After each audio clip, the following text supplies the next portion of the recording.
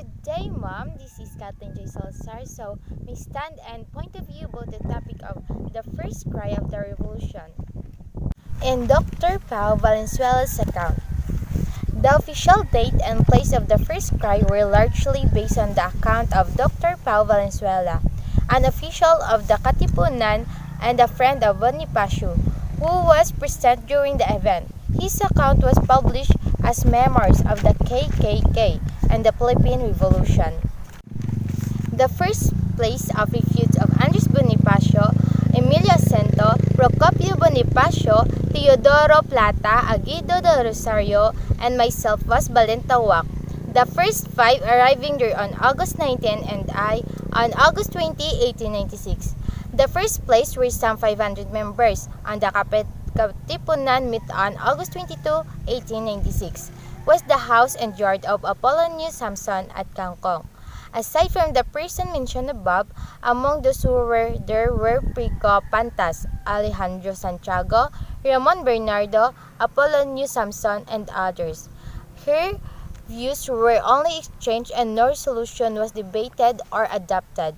It was at Bogart Lewens in the house, storehouse, and yard of Juan Ramos, son of Melchor Aquino, where over 1,000 members of the Katipunan met and carried out considerable debate and discussion on August 23, 1896.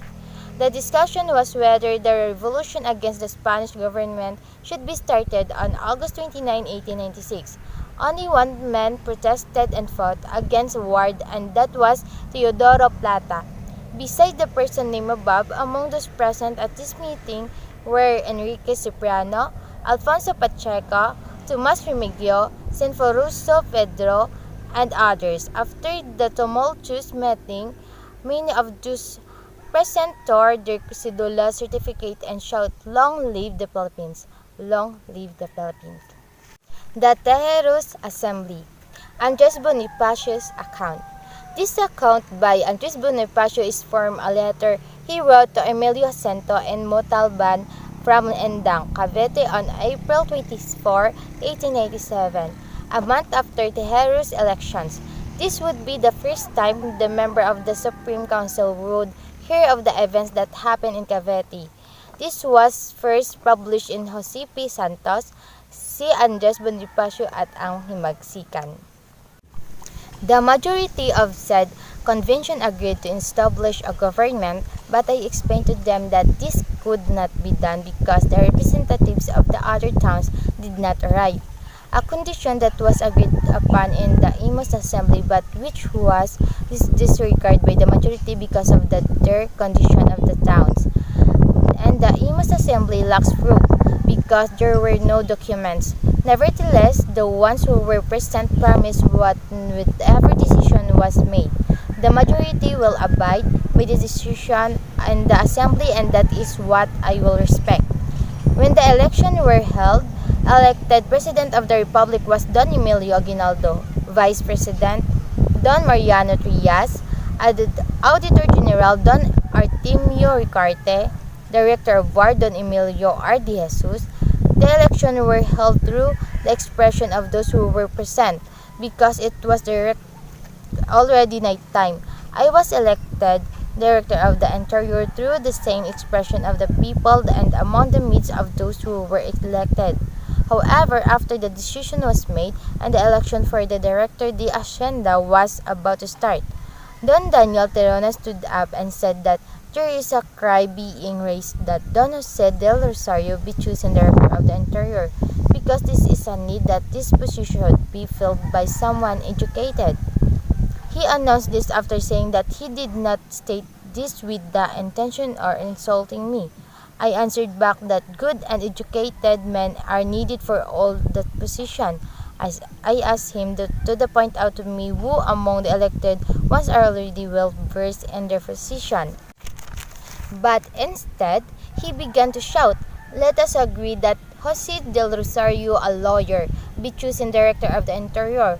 No one responded to his call, which he did 4 times, whereas a few responded by calling out my name. Because of the tumult that occurred, the president of Magdiwang announced that this was not an assembly of gentlemen, because everything that they did had no evidence.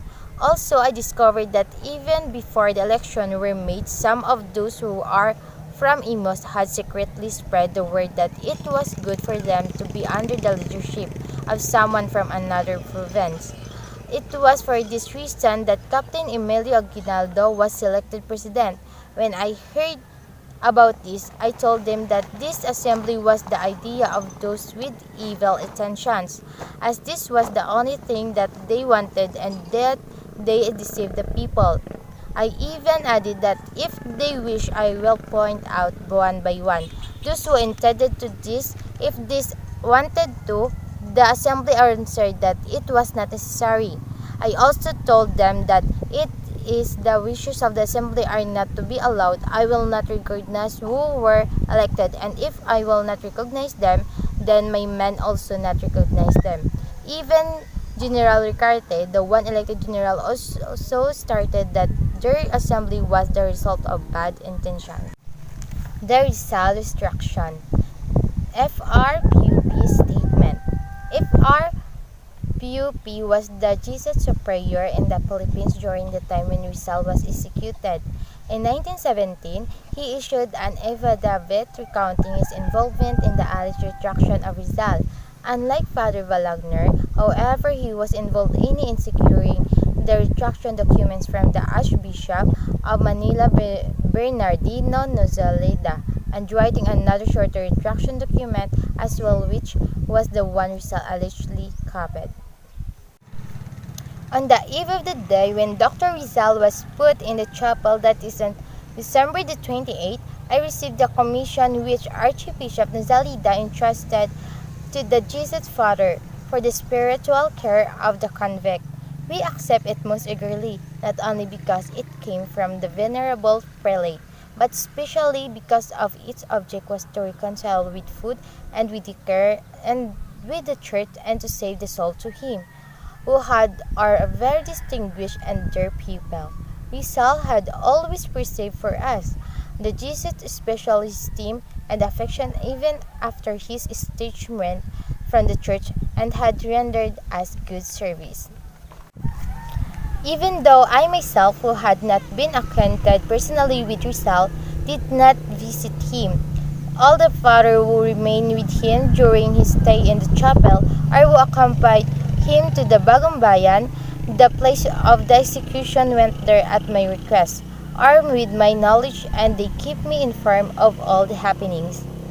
In regard of conviction, at the beginning not a little difficulty was found in convincing and persuading him. A long discussion, to which he maintained principally with Father Balagar, became necessary in order to revive in the soul the faith of old and his Christian sentiment. At last he surrendered so willingly and so completely, and the proofs and religiousness and pity were such and so many that, with much less and more exhausting person would have been satisfied. He was right indeed when he said, wondering of the church who wrote in himself that he was the result of some time ago, but another entirely different. When the retraction was to be subscribed to, he found certain objection in the form of composition represented by Father Balagner, the one sent by the Archbishop. The one which I had made was shortened although conclusive, and displeased him. Nevertheless, to make it appear more of his own of spontaneous, he wished to introduce some little modification. He wrote it entirely in his own hand, and signed it with a steady hand. Beneath Rizal's signature, the chef of the piquet, John Del Fresno, and the adjutant of the plaza, Eloy Moore, also assigned as witnesses. Not satisfied with signing so explicit an adjuration, Rizal himself, without pressure from anyone, took into his hand his own document and knelt down before the altar of the chapel.